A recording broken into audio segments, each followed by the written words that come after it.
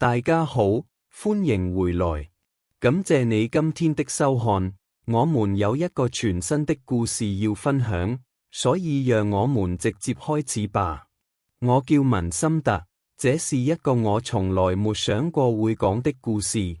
我不僅失去了婚姻，也失去了相信愛情可以忍受一切的那部分自我。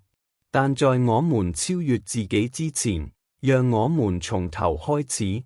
幾年前，我在一次創業高峰會上認識了海蒂，這是企業家聚集在一起交流想法、建立聯繫和探索新機會的社交活動之一。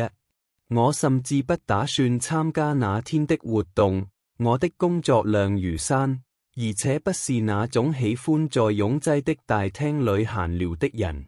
但有件事告訴我要走。這個決定推動了一切。海蒂和我第一次相遇是在討論業務可擴展性時，她雄心勃勃，充滿活力，充滿自信。她正處於業務發展的早期階段，但她的策略有缺陷。我立即注意到了這些缺陷。我們開始交談，深入探討商業模式、融資策略以及從頭開始的挑戰。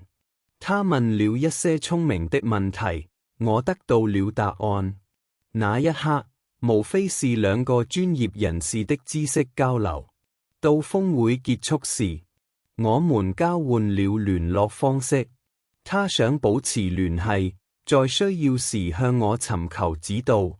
對我來說，這只是另一種業務聯繫，但回想起來，這是邁向接下來的一切的第一步。起初，我們的談話非常專業。他會尋求建議，如何制定定價，吸引投資者或處理棘手的客戶。我總是能提供一些見解，而他也總是很感激。幫助一個如此有動力、真正想要成功的人，感覺很好。但隨着時間的推移，這些商業電話變得越來越頻繁，超出了工作範圍。我們開始談論生活、抱負和挫折。咖啡會議變成了午餐約會，然後變成了與市場趨勢無關的長時間的晚間會談。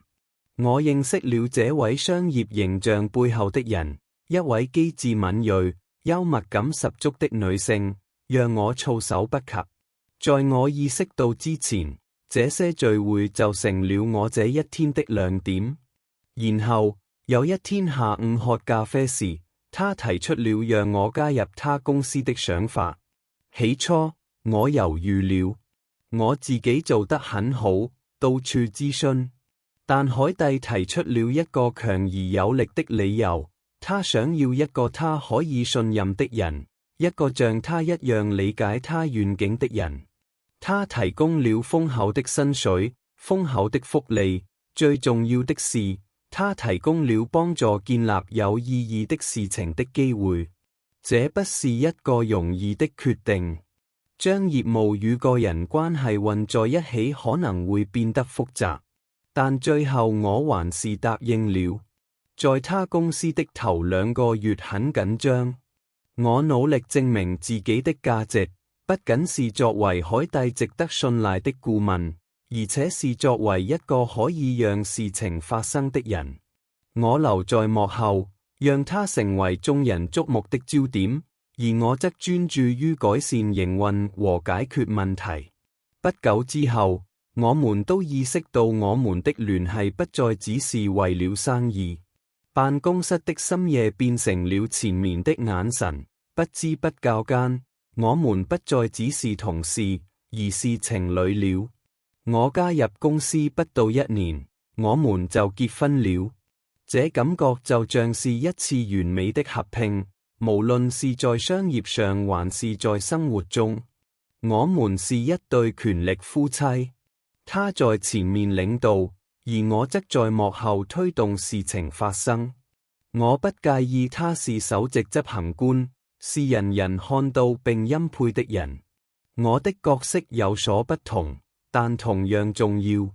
5年來，一切似乎都很完美，公司蓬勃發展，我們的婚姻也牢不可破。我們正在共同創造一些偉大的東西，至少我是這麼認為的。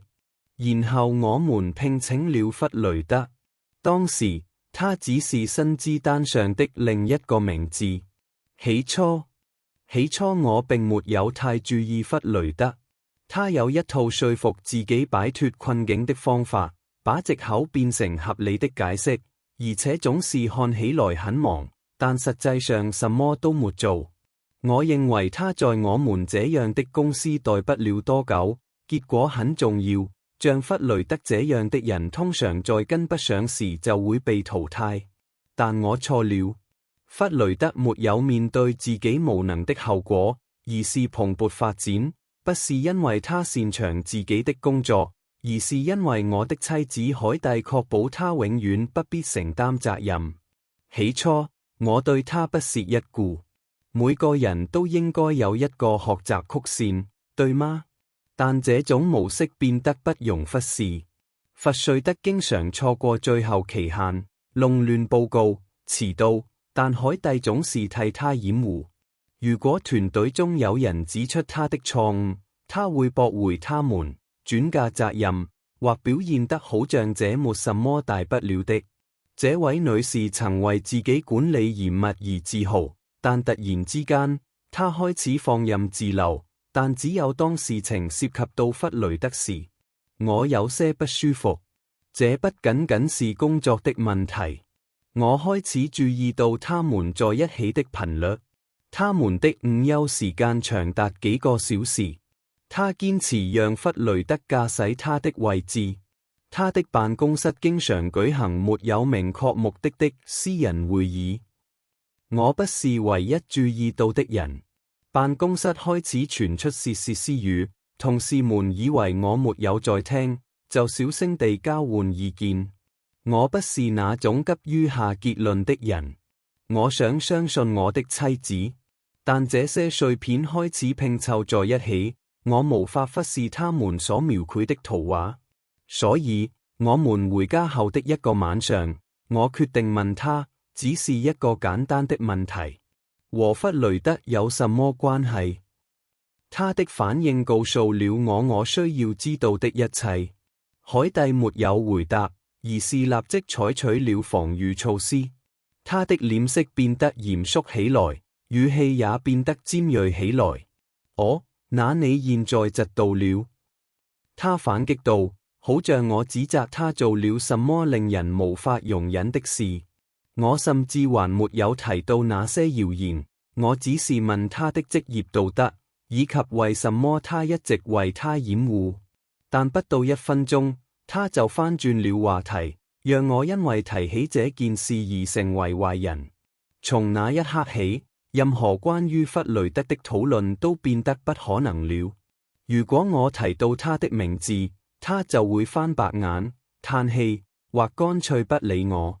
如果我追問這個問題，他會指責我偏執、缺乏安全感或控制欲強，就像開關被打開了一樣。那個曾經重視我的意見，幾乎在所有事情上都徵求我意見的女人，現在表現得好像我的擔憂不值得她花時間。就在那一刻，我意識到，在這個過程中，我的妻子已經不再尊敬我了。我不知道如何解決它。接下來就是所謂的出差。起初，他們看起來很正常。畢竟海蒂是首席執行官，有時出差是必要的。但我對我們的行業了如指掌。他聲稱他需要親自處理的大部分交易都可以透過電話或電子郵件完成。事實上，我們以前一直都是這樣處理他們的。然而突然間，他每隔1周就要收拾行李，堅持必須親自參加以前不需要他在場的會議。更糟的是，他總是帶着弗雷德，沒有邏輯上的理由讓他和他一起旅行，而不是我，他的丈夫和公司的關鍵人物。但每次我提出質疑，他都有藉口。哦，弗雷德幫我當助理，你想取代他嗎？我無語了。這些藉口很荒謬。很明顯，他正在利用一切機會與弗雷德共度更多時間。這些旅行次數越多，我就越感到不安。時機總是令人懷疑。有時他會在最後一刻宣布旅行，讓我沒有時間提問。其他時候，他會在週四出發，然後方便地將行程延長到週末。商務旅行神秘地包括額外的休息時間。這不再只是我自己的懷疑。辦公室裏的竊竊私語變成了更糟糕的事情。同事們投來憐憫的目光，他們知道我不知道的事。有一天晚上，在又一次這樣的商務旅行之後，我覺得我受夠了。我們剛下班回家，他表現得好像沒什麼問題，就像他平常一樣。於是，我叫他到客廳來和我一起。他嘆了口氣，好像我給他帶來了不便，但他還是坐下來了。我沒有圍繞着這個話題跳舞。關於你和弗雷德的謠言四起，他甚至沒有猶豫。他只是看着我，聳聳肩，說：對於這些謠言，你想讓我做什麼？然後他站起來走開了。就這樣，沒有否認，沒有解釋，沒有努力澄清事情。那一刻我知道我的婚姻正在崩潰，他並不在乎。然後一切終於解開的那一天到來了。那是一個星期一的早晨，我不知道這一天會改變一切。董事會會議剛結束。這是關於我們公司下一季預測和營運挑戰的例行討論。我仍處於工作模式，專注於策略。會議結束後，海蒂收集了他的文件。我看到有機會與他私下討論所提出的一些問題。我們走進他的辦公室，他四處走動，把東西放在桌上。正當我準備提出客戶策略時，他突然說：等一下，我要去一下洗手間。他沒有再多說什麼，就走了出去，把手機和文件放在桌上。幾乎是同時，他的螢幕亮了起來，彈出一條訊息。我的目光本能地移向了他。我所看到的讓我驚呆了。這是弗雷德傳來的簡訊。該死的！你今天穿那件禮服看起來很性感，我很樂意在你還帶着它的情況下回你照片。有幾秒鐘，我無法動彈。我的妻子，我的伴侶，我所謂的最好的朋友，一直和這個男人上床。他指責我嫉妒的那個人，無論是在辦公室，在我們的婚姻中，或是現在在床上，他都選擇了同一個男人，而不是我。我立刻感到憤怒，但不知何故，我克制自己沒有做出反應。也許是我冷酷地意識到，無論他說什麼都無法改變我剛才所看到的一切。證據就在那裏，不可否認。雙手顫抖，我拿出手機，拍下了這則訊息的照片。我知道，如果我在沒有證據的情況下與他對質，他就會扭曲故事，讓我受氣，讓我質疑我所看到的一切。他會說這是個笑話，說我沒有安全感，想辦法逃避責任。我本來不打算給他這個機會的。我把手機放回口袋，轉身走出了他的辦公室。我沒有等他回來。如果那一刻我必須看着他的眼睛，我不相信自己能保持冷靜。那天下午，我很緊張，但仍保持鎮定，繼續完成自己的任務，就好像一切都沒有改變一樣。然後，一條訊息傳來，一位客戶對專案延誤提出了擔憂。身為營運負責人，我已經知道原因，弗雷德。他錯過了最後期限，犯了代價高昂的錯誤，而且無法溝通。所以，我完成了我的工作。我專業而直接地指出了這一點。弗雷德甚至還來不及為自己辯護，海蒂就跳了出來，不僅是為了掩護他，而且是為了繼續進攻。房間裏一片寂靜。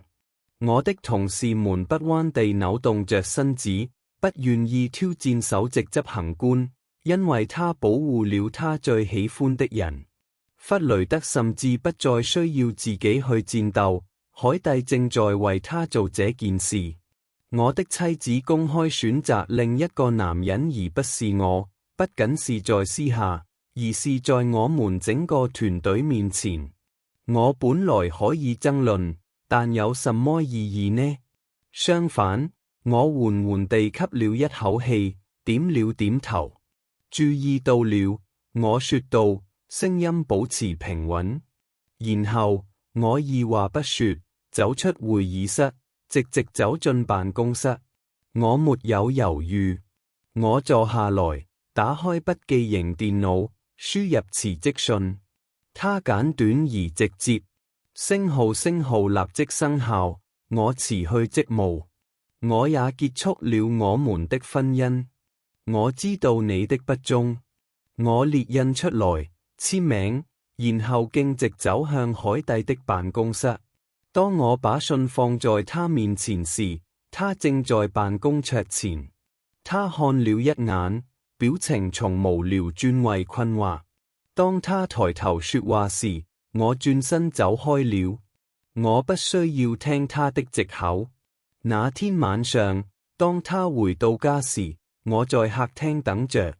他走進去，嘆了一口氣，放下包包，然後他坐在我對面的沙發上，端詳着我的臉。文森特，他開口說道，聲音平靜但小心。我們需要談談。我什麼也沒說，只是看着他。他將此視為開始損害控制的提示。我不知道你怎麼了，但是弗雷德的事嗎？這太荒謬了。只是辦公室八卦。你因為謠言而拋棄了一切。然後他壓低了聲音，仿佛在給我一條簡單的出路。你不必辭職。我們可以解決這個問題，別再聽廢話了。我讓他說話，我讓他坐在那裏，編造他對事件的看法，表現得好像我是那個犯錯的人。然後，當他說完後，我拿出手機，打開圖庫，然後將螢幕轉向他。弗雷德的訊息就在那裏。我看着他的眼睛，問道：你拍到那些照片了嗎？他的嘴巴微微張開，卻沒有說出話來。他眨了幾下眼睛，大概是在找藉口，但什麼也說不出來。證據就在那裏，我已經聽夠他的謊言了。我們之間持續了很久的沉默，最後他才鬆了一口氣。你想要什麼？他問道，聲音現在更小了。就這樣，話題轉移了。他並不是想說服我再留下來，他只是想找出最簡單的出路。我準確地告訴了他我想要什麼：徹底分手，沒有法庭鬥爭，沒有曠日持久的談判，還有公司的一半。因為我花了多年時間幫助建立它，而且我不會空手而歸。他猶豫了，可能是在權衡自己的選擇，但他知道自己沒有太多選擇。公開的醜聞會毀了他，而他的名譽意義重大，所以他同意了。我帶走了一半的生意，還有一些額外的好處，以確保我不會從頭開始。我用新發現的力量做的第一件事是什麼？我解僱了弗雷德。一份簡單的解僱通知結束了他在公司的職業生涯，但我並沒有就此止步。在我們這個行業，人脈很重要，而我擁有很多。我打了幾通電話，發了幾封電子郵件，幾天之內，弗雷德就被列入黑名單了。沒有人會僱用他。他搭上海蒂偏袒的火車的順風車已經完全停止了。在那之後，我和海蒂幾乎沒有說話。我們完成了文件工作，簽署了協議，僅此而已。他仍然經營着他那一半的公司，而我則作為所有者遠端經營。但有一件事是明確的，他不再是掌控一切的人了。我是。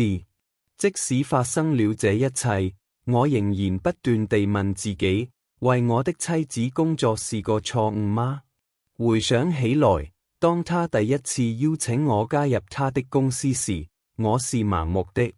我認為這是愛和信任的標誌，我們正在共同建立一些東西，婚姻和事業，並肩作戰。但我不明白與你的配偶一起工作和為他們工作之間的界限。權力改變人，一旦一個人對另一個人擁有權威，動態就會改變。我太愛看到它發生了，我忽略了警訊。在我意識到之前，我首先成為了一名員工，其次是一名丈夫，最終只是一個事後的想法。還有一個更大的問題，我是否讓愛情蒙蔽了我的雙眼，讓我看不見權力失衡的危險？我從沒想過海蒂會作弊，但也許我應該預料到某些事情會出問題。我以為因為我忠誠，他也會忠誠。我以為因為我努力工作，就會受到重視。但事實上，當他認為自己是掌控者的那一刻，我對他的價值就開始縮小。我不再是他的伴侶了，我只是他事業的另一部分，他可以在他願意的時候替換的人。愛不足以保護我免受這種轉變。然後是最後一個問題，這個問題在我腦海中揮之不去，但我不願意承認。我是不是對他太寬容了？我帶着公司的一半人走了，我解僱了弗雷德，我確信他再也不會在這個行業工作了。但這就足夠了嗎？有時候，我考慮採取更多措施，確保海蒂感受到與我一樣程度的羞辱和背叛。也許我應該拿走一切。也許我應該把他的名字拖入泥沼，但這只是我的觀點。也許我是對的，也許我錯了。你怎麼認為？我應該更努力地戰鬥嗎？還是我處理的方式正確？請在評論中告訴我，我很想聽聽你的想法。至此，我就結束了。感謝你的觀看。直到下次。